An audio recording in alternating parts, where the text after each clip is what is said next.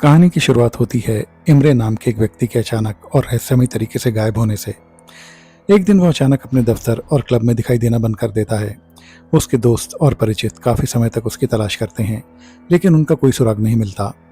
सभी लोग उसे मृत मानकर भूल जाते हैं और उसके सामान को नीलाम कर देते हैं। कुछ समय बाद इमरे का घर एक पुलिस अधिकारी स्ट्रिकलैंड किराए पर ले लेता है। स्ट्रिकलैंड को भारतीय रीति रिवाजों और स्थानीय लोगों के मनोविज्ञान की अच्छी समझ है। उसके पास टिटजेंस नाम का एक बहुत ही समझदार और वफादार कुत्ता है जो हमेशा उसके साथ रहता है। कुछ दिन बाद स्ट्रिकलैंड से मिलने उसका एक दोस्त आता है। रात के समय वो देखता है कि स्ट्रिकलैंड का कुत्ता टिटजेंस घर के अंदर आने से डर रहा है और बाहर ही बैठा है। एक रात फिर उसके दोस्त को भी लगता है कि कोई उसे पुकार रहा है और उसे खिड़की पर एक परछाई दिखाई देती है। किसकी थी ये परछाई? क्या इमरे वापस आ गया था? उसके साथ क्या हुआ था? आज जानेंगे हम इस कहानी में। इमरे ने कुछ ऐसा किया जो नामुमकिन था। बिना किसी चेतावनी या साफ वजह के अपनी जवानी और करियर के शुरुआत में ही उसने दुनिया से, यानी उस छोटे से भारतीय स्टेशन से जहां वो रहता था, गायब होने का फैसला किया। एक दिन वो स्वस्थ, ठीक ठाक और खुश था और अपने क्लब में बिलियर्ड टेबल पर अक्सर दिखाई देता था। लेकिन एक सुबह वो वहां नहीं था और कितनी भी खोजबीन करने पर भी पता नहीं चल पाया कि वो कहाँ गया। वो अपनी जगह से गायब हो गया था। वो सही समय पर अपने ऑफिस नहीं पहुंचा था और उसकी डॉग कार्ट यानी घोड़ा गाड़ी भी सड़कों पर कहीं नहीं दिखी। इन वजहों से और इसलिए भी वो भारतीय साम्राज्य के कामकाज में रुकावट डाल रहा है, तो साम्राज्य ने इमरे के बारे में पता लगाने के लिए एक पल के लिए अपना काम रोका। तालाबों में जाल डाले गए, कुओं की गहराई मापी गई, रेलवे लाइन और सबसे पास के समुद्री बंदरगाह वाले शहर जो 1200 मील दूर थे तक टेलीग्राम भेजे गए। लेकिन इमरे ना तो जाल में मिला और ना ही टेलीग्राम के तारों के जरिए उसका कोई सुराग मिल पाया। वो जा चुका था और उसकी जगह पर अब उसका कोई नामो निशान नहीं था। फिर महान भारतीय साम्राज्य का काम आगे बढ़ गया, क्योंकि उसे रोका नहीं जा सकता था और इमरे एक मनुष्य से बदलकर एक रहस्य बन गया। ऐसी चीज जिस पर लोग क्लब में अपनी टेबल पर कई महीनों तक बात करते हैं और फिर पूरी तरह भूल भी जाते हैं। उसकी बंदूकें, घोड़े और गाड़ियां सबसे ज्यादा बोली लगाने वाले को बेच दी गईं। उनके एक सीनियर ऑफिसर ने उसकी मां को एक बहुत ही अजीब चिट्ठी लिखी जिसमें कहा गया था कि इमरे बिना किसी वजह के गायब हो गया है और उसका बंगला अब खाली पड़ा है। 3-4 महीनों की तेज गर्मी बीतने के बाद मेरे दोस्त स्ट्रिकलैंड, जो पुलिस में थे, वहां के मकान मालिक से बंगला किराए पर लेना सही समझा। ये तब की बात है जब उसकी मिस युगल से सगाई नहीं हुई थी। एक ऐसा मामला जिसके बारे में दूसरी जगह बताया गया है।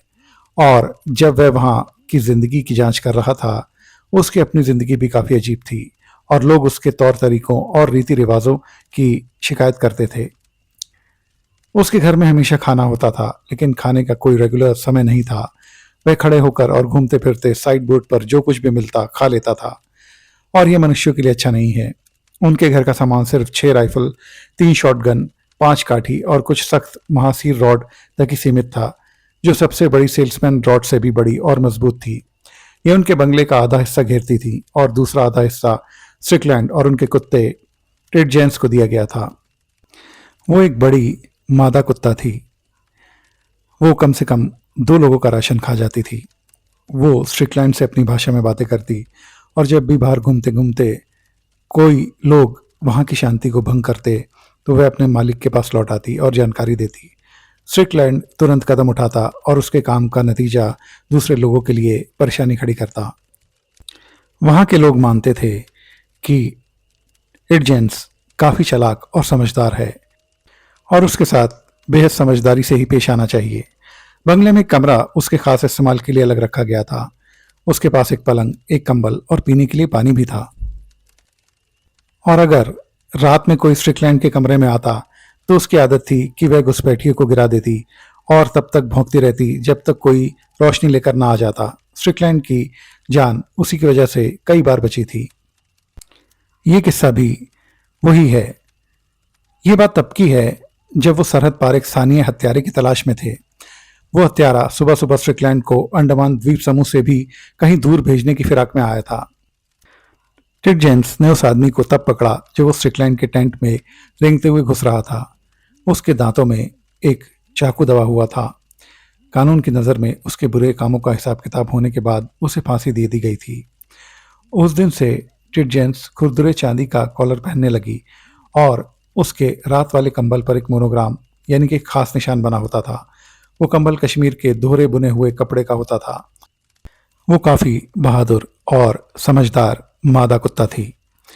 वो किसी भी हाल में स्ट्रिकलैंड से अलग नहीं होती थी। स्ट्रिकलैंड को इमरे का बंगला लेने के कुछ समय बाद मेरा काम मुझे उस स्टेशन पर ले गया और जाहिर है क्लब के क्वार्टर भरे होने के कारण मैं स्ट्रिकलैंड के यहाँ ठहरा। वो एक बढ़िया बंगला था जिसमें 8 कमरे थे शायद, और बारिश के पानी के रिसाव से बचने के लिए छत पर मोटी फूस की परत थी। छत के ढलान के नीचे एक सीलिंग क्लॉथ छत पर लगा कपड़ा लगा था जो सफेदी की हुई छत जितनी ही साफ सुथरा दिखता था। जब स्ट्रिकलैंड ने बंगला लिया था तो मकान मालिक ने उस पर दोबारा रंग रोगन करवाया था। अगर आपको ये ना पता हो कि भारतीय बंगले कैसे बनते हैं तो आपको कभी शक भी नहीं होता कि उस कपड़े के ऊपर छत के नीचे एक अंधेरी तिकोनी जगह थी जहां बीम और फूस की निचली सतह में तरह तरह के चूहे, चमगादड़, चींटियां और कीड़े मकोड़े रहते थे। टिटजेंस बरामदे में मुझसे मिली। उसकी आवाज़ भारी थी और उसने भौंकते हुए अपने पंजे मेरे कंधों पर रखे जैसे वह मुझे देखकर खुश हो। स्ट्रिकलैंड ने खाने का कुछ इंतजाम किया था जिसे वो लंच कहता था। खाना खत्म होते ही वो अपने काम से बाहर चला गया और मैं टिटजेंस और अपने कामों के साथ अकेला रह गया। गर्मी का मौसम खत्म हो गया था और बारिश की वजह से मौसम गर्म और उमस भरा हो गया था। गर्म हवा में कोई हलचल नहीं थी लेकिन बारिश जमीन पर जोरदार तरीके से गिर रही थी और टकराकर नीली धुंध बना रही थी। बगीचे में बांस, शरीफा, पॉन्सेटिया और आम के पेड़ स्थिर खड़े थे जबकि गर्म पानी उन पर पड़ रहा था और एलो की झाड़ियों के बीच मेंढक टर्राने लगे थे। अंधेरा होने से कुछ देर पहले और जब बारिश जोरों पर थी मैं पिछले बरामदे में बैठा था और छज्जे से गिरते पानी की आवाज़ को सुन रहा था। टिटजेंस मेरे पास आई और अपना सिर मेरी गोद में रख दिया। वो बहुत उदास लग रही थी इसलिए चाय तैयार होने पर मैंने उसे बिस्कुट दिए और थोड़ी ठंडक की वजह से मैंने पिछले बरामदे में ही चाय पी। मेरे पीछे घर के कमरे अंधेरे में डूबे थे। मुझे स्ट्रिकलैंड के काठी सामान और बंदूकों पर लगे तेल की गंध आ रही थी और मेरा उन चीज़ों के बीच बैठने का मन नहीं था। शाम के धुंधलके में मेरा नौकर मेरे पास आया। उसके मलमल के कपड़े उसके भीगे शरीर से चिपके हुए थे। उसने मुझे बताया कि एक सज्जन आए हैं और किसी से मिलना चाहते हैं अपनी मर्जी के खिलाफ। लेकिन कमरे में अंधेरे की वजह से मैं खाली से ड्राइंग रूम में गया और अपने नौकर से रोशनी लाने को कहा। हो सकता है कोई मिलने वाला इंतजार कर रहा हो या ना भी हो। मुझे लगा कि मैंने खिड़की के पास किसी की परछाई देखी है, लेकिन जब रोशनी आई तो बाहर बारिश की बौछारों और मिट्टी की गंध के अलावा कुछ नहीं था। मेरी नाक में अब भीगी हुई मिट्टी की महक आ रही थी।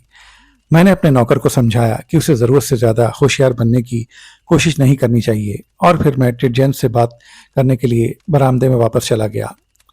वो बारिश में बाहर चली गई थी और चीनी लगी बिस्किट दिखाकर भी मैं उसे मुश्किल से ही वापस बुला पाया। अब स्ट्रिकलैंड आ गया था। स्ट्रिकलैंड रात के खाने से ठीक पहले पूरी तरह भीग कर घर लौटा और उसने सबसे पहले यही पूछा, क्या कोई आया था? मैंने माफ़ी मांगते हुए बताया कि मेरे नौकर ने मुझे गलतफहमी में ड्राइंग रूम में बुलाया था या शायद कोई आवारा आदमी स्ट्रिकलैंड से मिलने आया होगा, लेकिन बाद में अपना नाम बताकर भाग गया होगा। स्ट्रिकलैंड ने बिना कुछ कहे रात के खाने का ऑर्डर दिया और क्योंकि वो सफ़ेद मेज़पोश वाला बढ़िया खाना खाता था इसलिए हम खाना खाना बैठ गए। रात के 9 बजे स्ट्रिकलैंड सोने जाना चाहता था और मैं भी थक गया था। टिटजेंस जो मेज़ के नीचे लेटी हुई थी उठी और जैसे ही उसका मालिक अपने कमरे की ओर बढ़ा तो वो भी अपने मालिक के पीछे पीछे चल दी क्योंकि उसका कमरा भी अपने मालिक के बगल में ही था। वो सबसे सुरक्षित बरामदे में चली गई। अगर कोई उस जोरदार बारिश में बाहर सोना भी चाहता तो कोई बात नहीं थी, लेकिन टिटजेंस एक कुत्ता थी और इसलिए एक बेहतर जानवर थी। मैंने स्ट्रिकलैंड की ओर देखा उम्मीद करते हुए कि वह उसे अब चाबुक से मारेगा। वो अजीब तरह से मुस्कुराया जैसे कोई आदमी घर की किसी दुखद घटना के बारे में बताने के बाद मुस्कुराता है। उसने कहा, जब से मैं यहाँ रहने आया हूँ वो ऐसा ही करती है।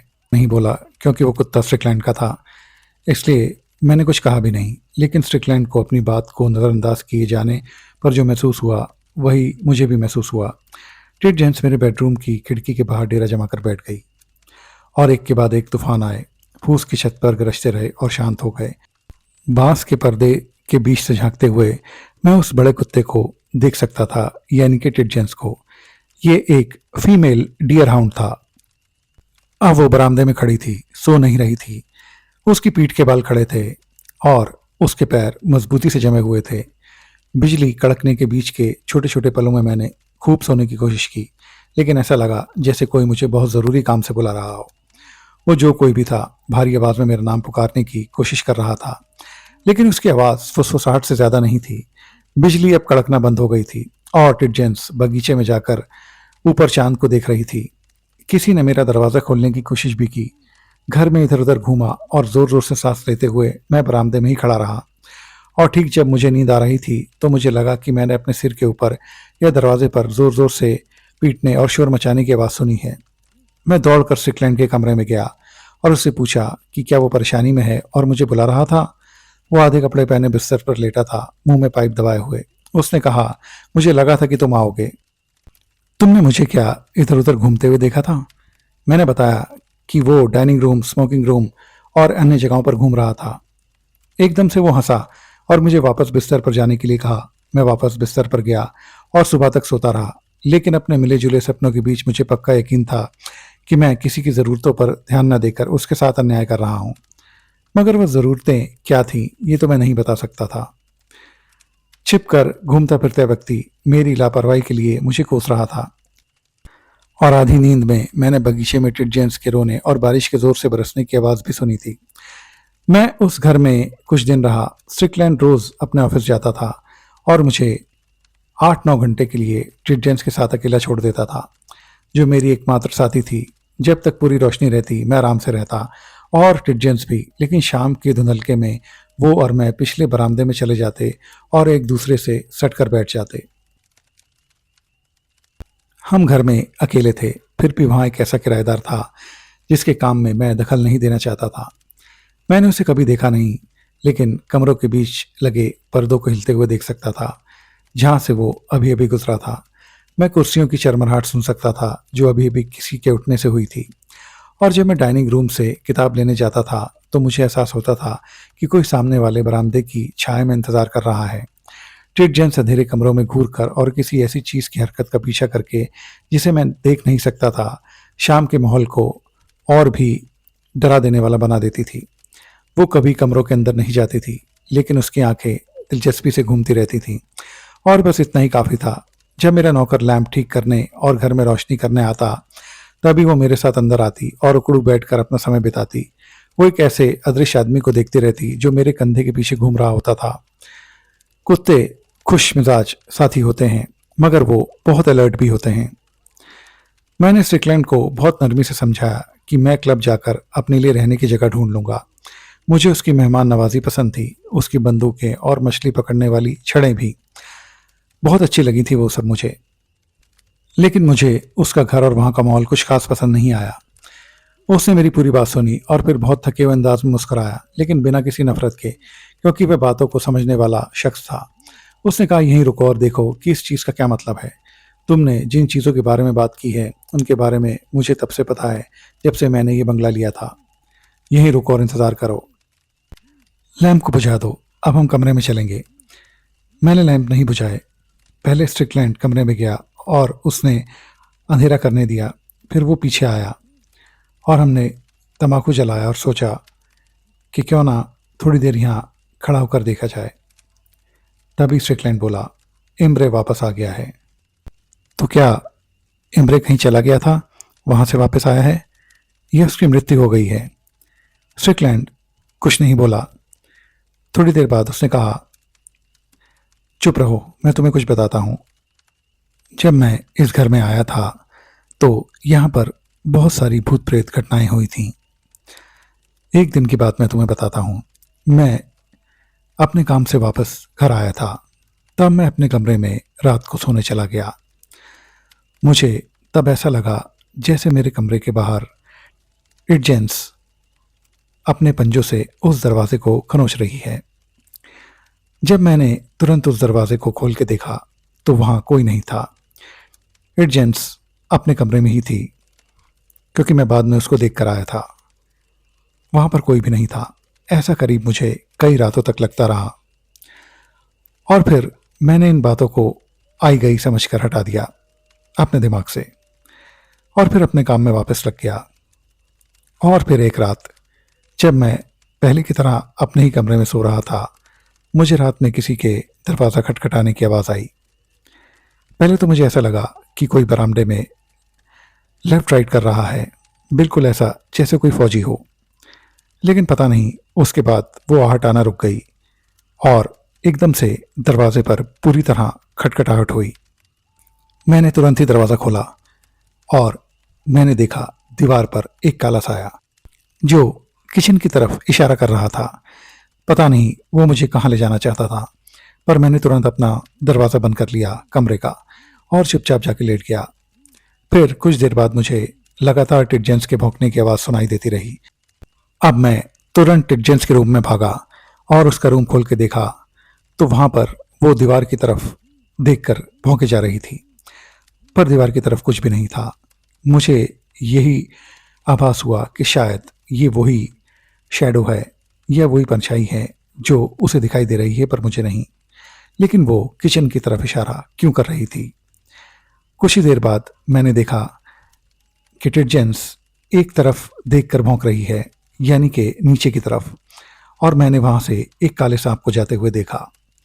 वो तुरंत अलमारी के नीचे घुसकर कहीं गायब हो गया।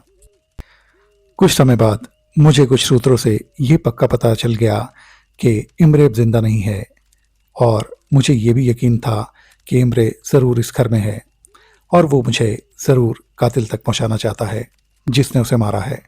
मगर कातिल है कौन? अगर वो किचन की तरफ इशारा कर रहा है तो ये ज़रूर उन नौकरों में से कोई है, मगर कौन? चलो आज इसी बात का पता लगा लिया जाए। तभी वहां पर इमरे साहब का खास नौकर बहादुर खान आया और तब स्ट्रिकलैंड ने कहा, आज तुम जानोगे और तुम्हें पता चलेगा कि इमरे साहब अपनी इतनी लंबी यात्राओं से लौट आए हैं जहां पर वो चले गए थे, और अपने खास नौकर का बड़ी बेसब्री से इंतज़ार कर रहे हैं। मुझे पता चला है कि इमरे साहब अगले कमरे में हैं। लैंप की लाइटें रिफ के बैरल के साथ साथ फिसलती हुई बहादुर खान के चौड़े सीने पर आ गईं, क्योंकि राइफल अब स्ट्रिकलैंड के हाथ में थी और उसने उसको बहादुर खान के सीने पर लगा दिया था। जाओ और देखो, स्ट्रिकलैंड ने कहा, एक लैंप ले लो, तुम्हारा मालिक थक गया है और वो तुम्हारा दूसरे कमरे में इंतजार कर रहा है। ये सुनते ही बहादुर खान के पसीने छूट गए। वो तुरंत स्ट्रिकलैंड के पैरों में पड़ गया और इमरे को कत्ल करने का जुर्म कबूल कर लिया। लेकिन स्ट्रिकलैंड ने उससे पूछा कि तुमने ऐसा क्यों किया? उसने कहा, वो मेरे बच्चे के पीछे पड़ गया था। उसने मेरे बच्चे के सिर पर हाथ थपथपाया और बस 10 ही दिन के अंदर उसकी मृत्यु हो गई। इसलिए मैंने इमरे साहब को शाम के अंधेरे में मार डाला जब वो ऑफिस से वापस आए और सो रहे थे। यही है सच्चाई साहब। स्ट्रिकलैंड ने तुरंत पुलिस को बुला लिया। मैं भी साथ ही खड़ा था। पुलिस वाले जब बहादुर खान को ले जा रहे थे तभी एक काले सांप ने उसको काटा और उसकी मृत्यु वहीं हो गई। मैंने और स्ट्रिकलैंड ने यही सोचा कि इमरे ने अपना प्रतिशोध ले लिया है। तो डियर फ्रेंड्स, ये थी कहानी इमरे का प्रेत। ये कहानी आपको कैसी लगी प्लीज़ कमेंट करके ज़रूर बताएं। मेरे चैनल को लाइक, शेयर और सब्सक्राइब ज़रूर करें और बेल आइकन प्रेस करना भी ना भूलें। मेरे और भी इंटरेस्टिंग वीडियोस आपको मेरे चैनल पर मिल जाएंगे, उन्हें भी अपने फ्रेंड्स और फैमिली के साथ ज़रूर एंजॉय कीजिए। डियर फ्रेंड्स, अब आप महज सब्सक्राइबर्स नहीं फैमिली हैं, तो देखते रहिए कहानियाँ अजब गजब स्टोरीज फॉरएवर। डियर फ्रेंड्स, वो हाई बटन प्रेस करना भी ना भूलें। आप सब लोगों की बहुत अच्छी सेहत और ब्राइट फ्यूचर की कामना के साथ मैं लेता हूं आपसे विदा। मिलते हैं आप सब लोगों से मेरे अगले इंटरेस्टिंग वीडियो में। तब तक के लिए बाय बाय।